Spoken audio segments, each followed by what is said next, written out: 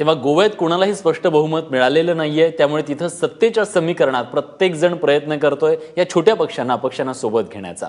आणि मनोहर पर्रीकर यांना पुन्हा गोव्यात आणलं जावं अशी ही मागणी होते। दरम्यान या सगळ्या संदर्भात बोलण्यासाठी प्रशांत कदम आपले प्रतिनिधी दिल्लीहून आता आपल्या सोबत आहेत।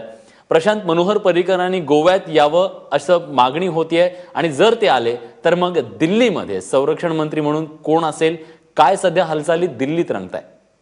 विलास, खरं तर गोवा वाचवण्यासाठी भाजपची धडपड सुरू आहे आणि त्यातला एक पर्याय जो म्हणजे सर्वसमावेशक चेहरा म्हणून सगळ्या बाकीच्या अपक्ष आणि इतर पक्षांना सोबत घेण्यासाठी मनोहर पर्रीकर यांचं नाव पुढे होत आहे।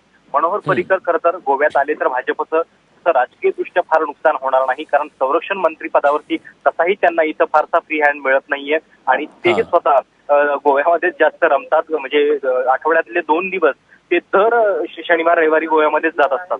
त्यामुळं त्यांचं पहिलं प्रेम जे आहे ते पहिल्या आधीपासूनच गोवा हे राहिलेलं आहे आणि म्हणून गोवा वाचवण्यासाठी जर पर्रीकरांना पुन्हा तिकडे पाठवावं लागलं तर भाजपसाठी ते काही फार नुकसानदायक नसणार आहे।